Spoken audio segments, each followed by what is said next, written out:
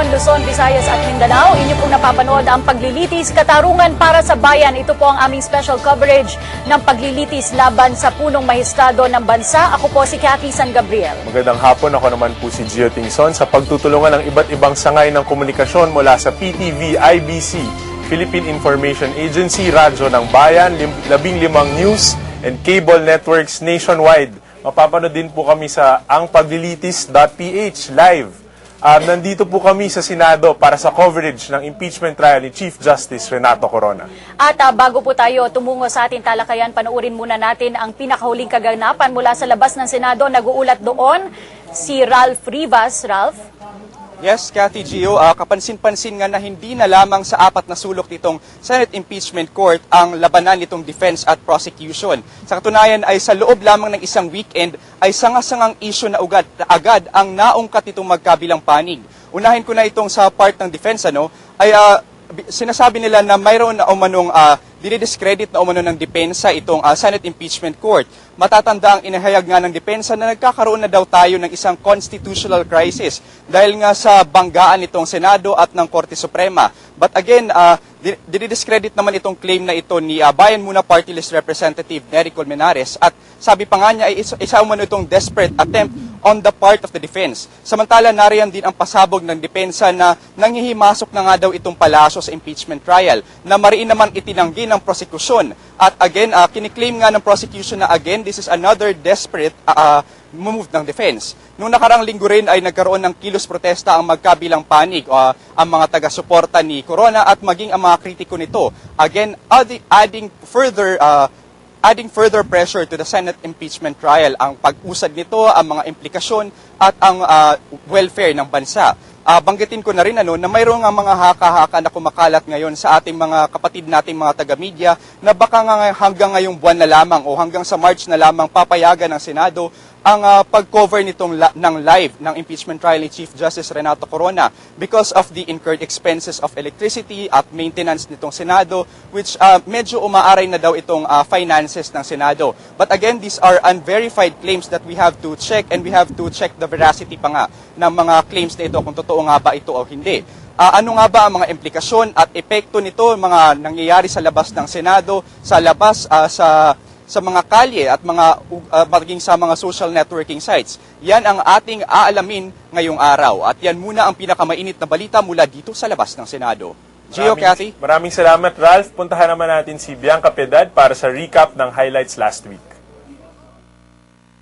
Sa nakalipas na ika-4 na linggo ng pagdinig, iprinisenta ni Internal Revenue Commissioner Kim Menares ang income tax returns ng manugang ni Chief Justice Renato Corona na si Constantino Castillo III.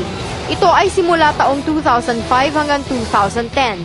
Ngunit hindi pinayagan ni Presiding Judge Juan Ponce Enrile na basahin ang nilalaman ng ITR ni Castillo dahil wala itong kinalaman sa pagdedeklara ni Corona ng kanyang statements of assets, liabilities, and net worth na nakasaad sa Article 2 for impeachment.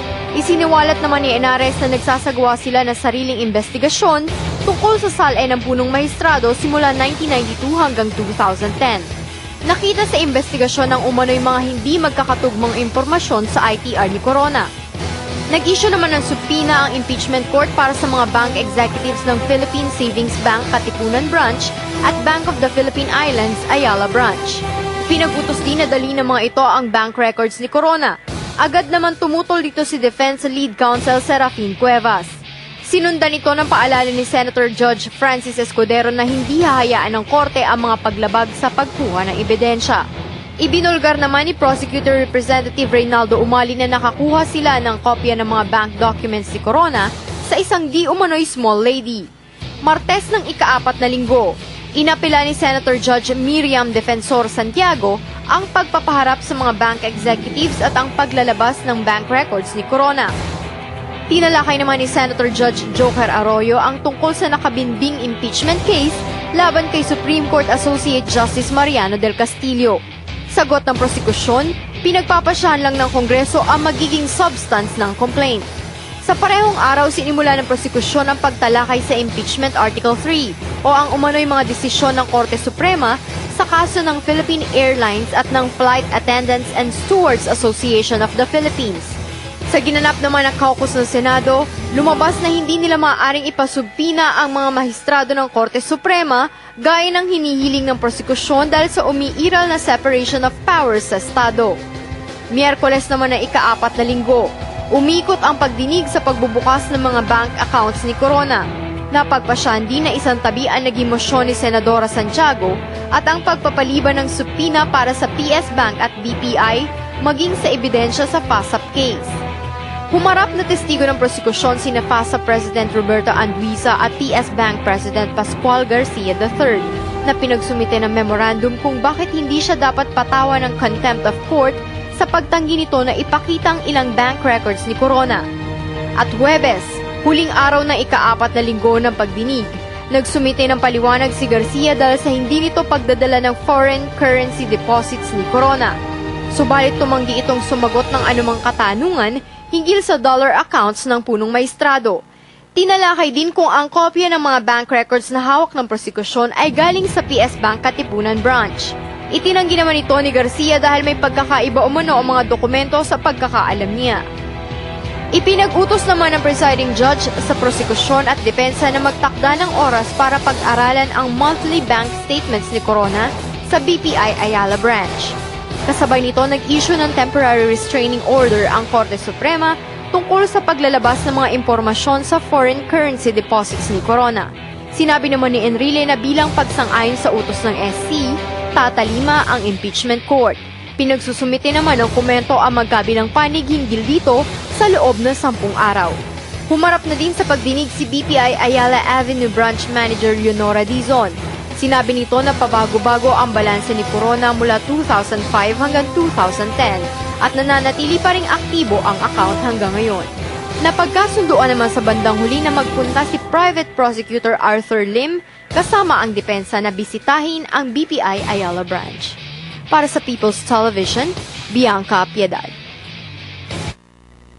Ganap ang dengue, mag-abakada, Aksyon Barangay kontra dengue. Hanapin at linisin sa tahanan at bakuran ang maaaring pamugaran ng lamok. Butasan ang mga lumang gulong o lagyan ng lupa.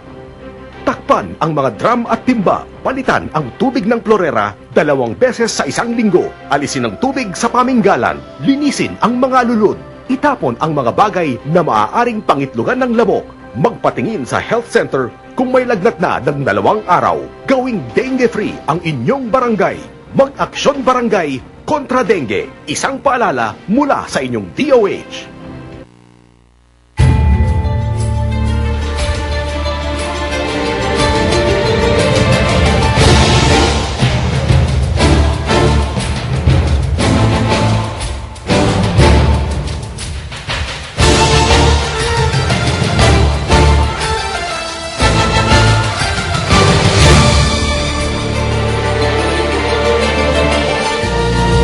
Nagpapatuloy ang paglilitis katarungan para sa bayan. Gio, kagabi ay nabigla ang karamihan sa mga miyembro ng media dahil bandang alas 7 ay nagpatawag ng emergency press briefing itong depensa dito sa Club Filipino sa San Juan. Panoorin po natin ang bahagi ng press briefing na ito.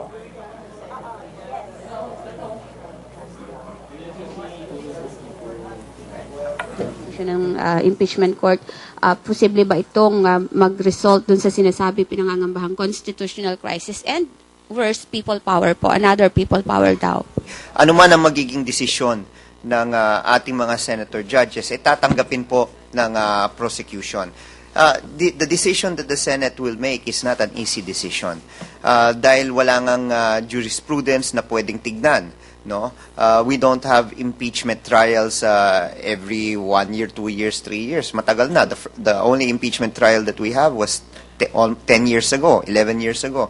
So wala talagang mapagbabasihan na record ang ating ginagawa po ngayon. So ang magiging decision nga po ng ating mga senador, mindful of its historical impact, no, for future impeachment proceedings, kailangan pinag-iisipan ng husto. Kaya nga meron tayong impeachment.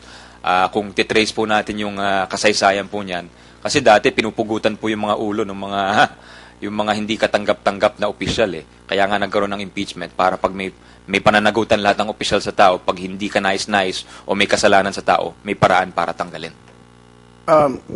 Let me just add, sa amin ang pananaw lang namin yung nangyari kagabi was principally designed para takutin o maimpluwensyahan ang mga senador sa kanilang desisyon sa caucus nila ngayon. Pero kung lilimiin natin yung sinabi ni Attorney Roy, because siya naman ang nag-expose ito, ay unang-una ay kinilaranon niya na kaagad na wala sa mga senador ang kausap nila. So, sabi niya, it's very clear. Hindi nila kausap ang sino mang mga senador. Sinabi niya lang, meron silang kausap na hindi senador na nakabalita. So, yung palang double hearsay na yun, ano? So, sa aking pananaw, kaya kagabi pa lang sabi ko, hindi ko akalain na nabuhay na pala si Chichay dahil ito yung mga kwentong Lola Basyang lang. Kwentong Lola Basyang, kwentong kutsero, kwentong barbero, pero designed para takutin ng mga senador. Can just